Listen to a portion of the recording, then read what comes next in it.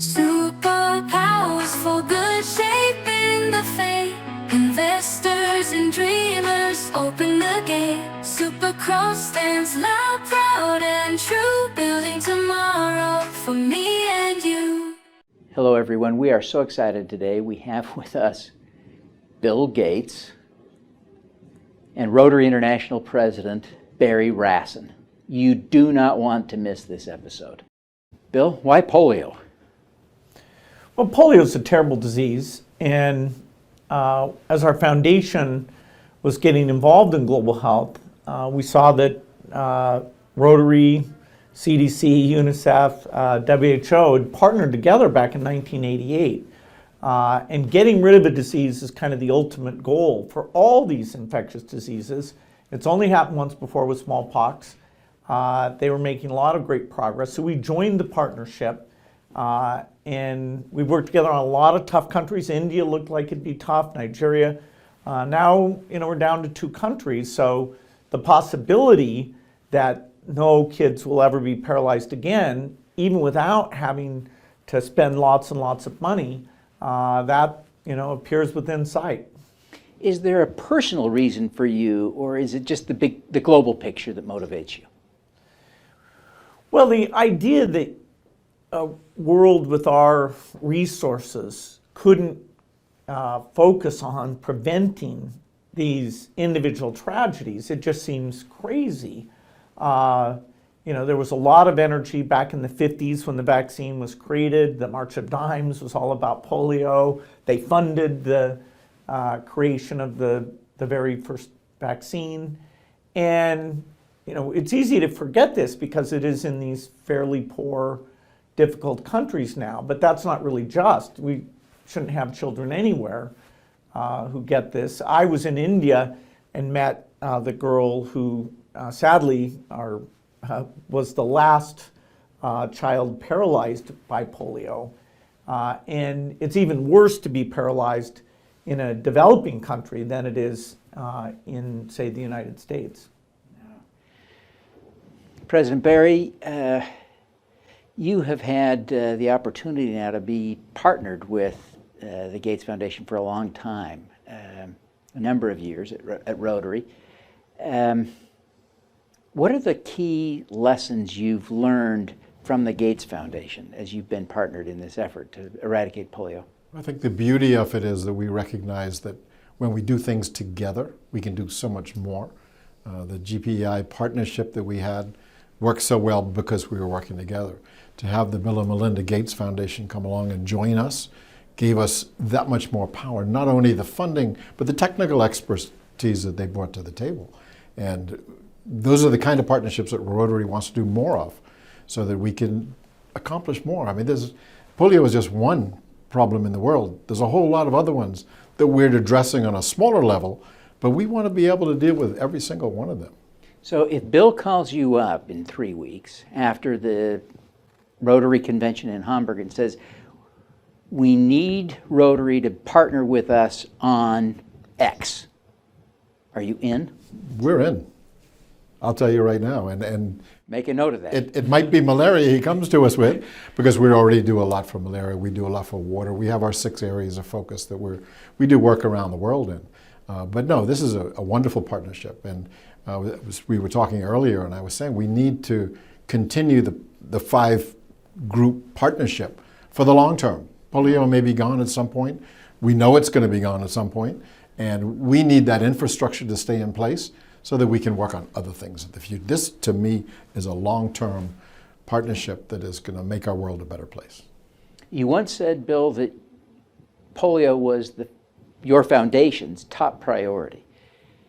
When it's done, when that work is over, and we hope it will be soon, what becomes the top priority for you?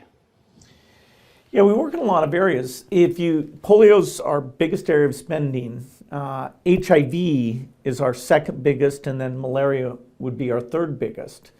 Broadly, getting vaccines out to children requires these primary healthcare systems to be a lot better. So we're going into a country and saying, okay, say the north of Nigeria has an imperfect primary healthcare system, if we fix that, it helps with a lot of diseases. That kind of delivery challenge is a big thing for us. But I think HIV numerically, which of course is still a gigantic problem, will be our biggest after that, with malaria very, very close second. Bill, you, I think personally, took an interest in developing a new polio vaccine 7 or 8 years ago, when a lot of people thought polio will be eradicated before we can finish the development and the testing of a new vaccine. In fact, as time has worn on, that work has proven to be maybe more relevant than others were saying. To what do you attribute the foresight to have seen the value of working on that years ago? Well, there's a challenge, which is who's supposed to develop new tools for health problems that don't exist in rich or middle-income countries, health problems that only exist in poor countries. The first 2 polio vaccines were created because polio was in the United States, it was in Europe, and both of those vaccines in slightly different roles have been very key to the polio eradication campaign. The idea that we could create one that was better, particularly in terms of never reverting to cause disease, I saw that we might need it, and our foundation has a lot of expertise at funding new tool creation. So of the partners in the polio effort, it's got an acronym, GPEI, it really was obvious that we were the ones who should push that forward. Now it's an insurance policy. It may not be necessary. Right now it looks like it might be necessary, but we're so committed to the polio effort that thinking ahead, okay, let's be ready in case things evolve a different way. That's important to all the partners, and so that this one is an investment I'm very glad we did. Getting new tools often takes almost a decade, and this one, because they'll give us priority getting it through, it will be about 8.5 years from when we started to when it'll be available. Yeah, it is a great example of foresight. I appreciate you sharing some of the background with us on that. You mentioned the GPEI, and it is a pretty unusual, maybe unique example of collaboration in the world. The closest parallel I've identified is the Council of the Parties on Climate Change. This is a little smaller than that group, but it's a similar organization and structure, it seems. It seems to be very successful. I mean, in the span of history you mentioned, smallpox is the only other disease that's ever been eradicated. We're on the cusp of eradication with polio. Why do you think this partnership with Rotary and UNICEF and the others, WHO, CDC, governments around the world, the whole litany, right? Yeah, good job. How has it been so successful? Well, there's always a question when you're tackling a disease, whether you go and create a whole new organization. And in the case of polio, we decided not to do that. That decision actually was made before we joined up in the year 2000. And so the overhead has actually been kept fairly low, but because there's regular meetings and there's been good leadership, Rotary is out, they're visible, they've got people who can volunteer. If governments forget the polio thing's a priority, they can help keep it visible on the agenda. We've got mathematical modeling and product creation skills. And so I think it is a good model. In the case of HIV, a thing called the Global Fund was created, which raises quite a bit of money. It does 3 diseases, HIV, malaria, and TB. And they try to keep that pretty lean. The only other really new organization that was created in health is the one that buys the vaccines. The Global Alliance for Vaccines is called Gavi. And that's also reasonably small secretariat that happens to also be in Geneva, where WHO headquarters is. So, global health has to get by on very little money. It's not like rich world healthcare. The difference between the polio vaccine being 11 cents versus 10 cents, that's a big deal because we're buying a lot of doses, literally billions over time, and we've got a budget.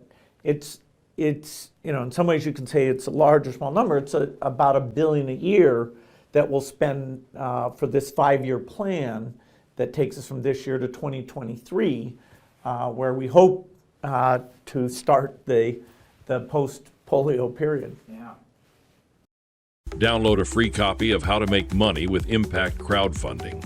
The book Sarah Hanks describes as a fantastic overview, not just of crowdfunding investing, but of investing in general. Andrew Savickas raved, "This book offers unparalleled insights for anyone looking to make a difference." Scan the QR code to get your copy. Supercrowd 25, where innovation meets impact. 18 hours of live content, 5 platforms, 1 global audience. Join the largest event for regulated investment crowdfunding. Live pitches, expert panels, real change. August 21st and 22nd. Scan the code or visit thesupercrowd25.com to register free today. Struggling to raise capital for your business? Unlock the power of the crowd with AI. My free guide, Crowdfunding Made Simple, walks you through every step to success. Get funded smarter, faster. Scan the QR code now for your free download. President Barry is kind of an exception to the rule that Rotary really isn't a health organization, right? So partnering with UNICEF, CDC, WHO, that makes good sense. That Rotary was already a part of the GPEI when you joined, okay, so they're part of that alliance. But you have worked very closely with Rotary. You're here today as an example of that. Incredible partnership. Why have you worked so closely with Rotary, of all people, when President Barry here is, like I say, kind of the exception to the rule? He has a healthcare background, but that's not Rotary as an institution. Well, Rotary plays a lot of different roles. That volunteers are a huge part of the success we've had. There's a bit of fundraising where chapters will set a goal and raise money. And so when it comes time to look at, okay, are we raising enough money? The two partners who talk the most are Rotary and the Gates Foundation. We both talk to governments, we both talk to philanthropists. We've done a lot of matching programs where we'll go to Rotary and say, okay, we have this pretty large size 2-for-1 match, so that every dollar that Rotary is able to raise, there's $2 additional coming in to go towards that budget. And so constantly saying, okay, how do we keep this in mind? That brilliant Rotary ad that, we're this close. I'm always pleased when I see that out there. And I'm trying to get them to shrink the distance. Yeah, it's tricky because the last cases are just the hardest. And we've got the two countries now. So, we're constantly talking, and I've gone to the national conventions. I'm here at a regional event, which will be a great thing. So any way I can help Rotary with their part, that's what partners are about. President Barry, the Gates Foundation has brought a lot of money to this effort in direct partnership with Rotary. In addition to money they've given to UNICEF and WHO directly, they've given a lot of money through Rotary. What else have they brought to the table that you value? They brought some technical expertise. They have the contacts in the world. They can speak to governments just like we can. They're able to reach individuals. They have respect around the world. They have an ability we could talk to them anytime and work closely together. So there's a lot of different elements to it. It goes way beyond the funding. The funding is critical because it's a match. It's a great incentive for individual Rotarians and for Rotary clubs. And we tell them $1 is $3. And that goes a long way to saying, well, okay, yeah, let me give $1,000 because that's $3,000. That makes a significant difference to our ability to raise funds. So I can't say thank you enough for the Bill and Melinda Gates Foundation. They've done a fantastic job with that. But that's one part of the partnership. Wow. As I look at the success of the polio eradication effort, I can't help but think there are lessons to be learned not only for other global health initiatives, but for other global problems. What are the lessons you've taken away, Bill, from your work in the polio fight?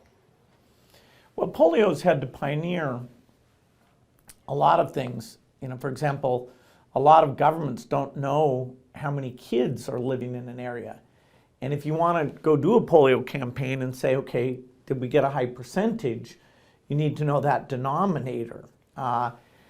And so both of us have been to Nigeria because that was the toughest, other than the two that are left.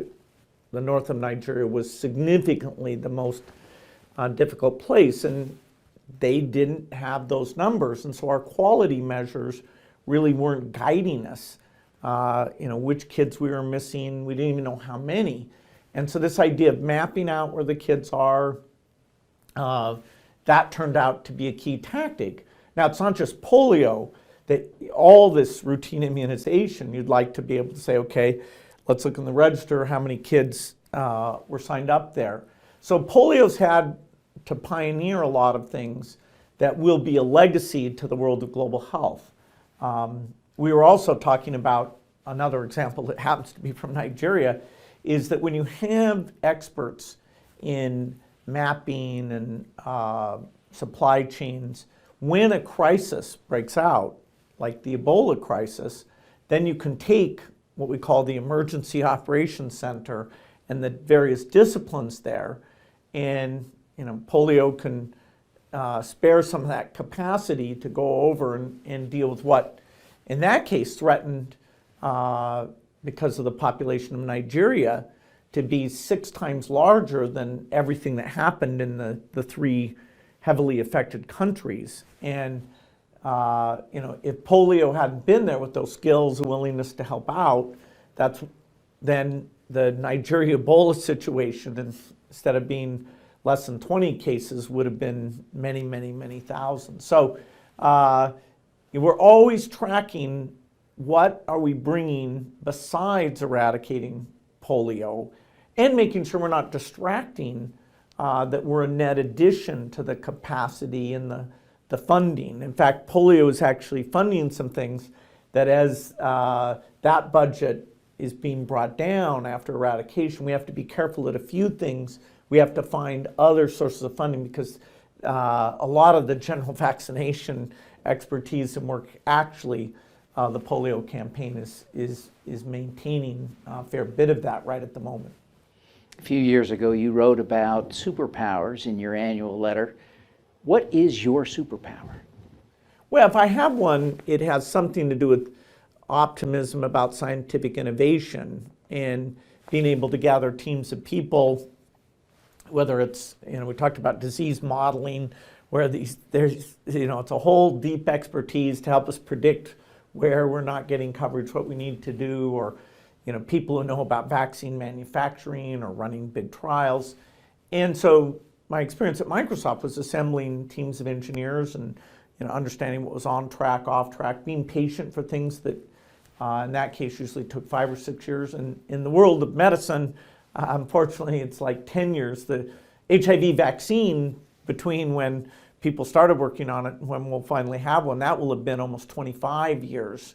So the patients required the need to have multiple strategies. So it's there in pushing for innovation, seeing the opportunity of innovation, and then directing the resources that I'm lucky enough to have both through Microsoft and that Warren Buffett has made available thank goodness it's allowed us to be ambitious, including the scale we're at on polio. And Warren was just in Seattle this week, and I was saying to him, hey, Pakistan, a few setbacks, and he said, but you got to keep going, it's great that you're doing this. He shares your vision.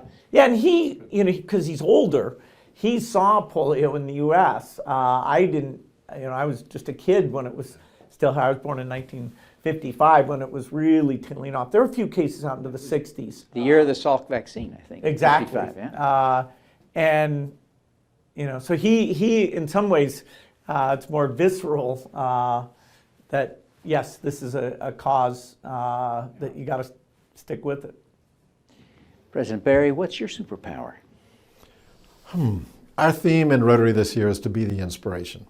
And I'm very fortunate that when I speak with Rotarians, I'm able to give a message that really seems to get them in their hearts.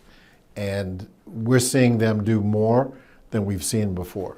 So inspiring people and getting our Rotary clubs motivated, not only to continue doing the amazing work, they know that's our priority is to eradicate polio, and they keep asking, what's next? Yeah.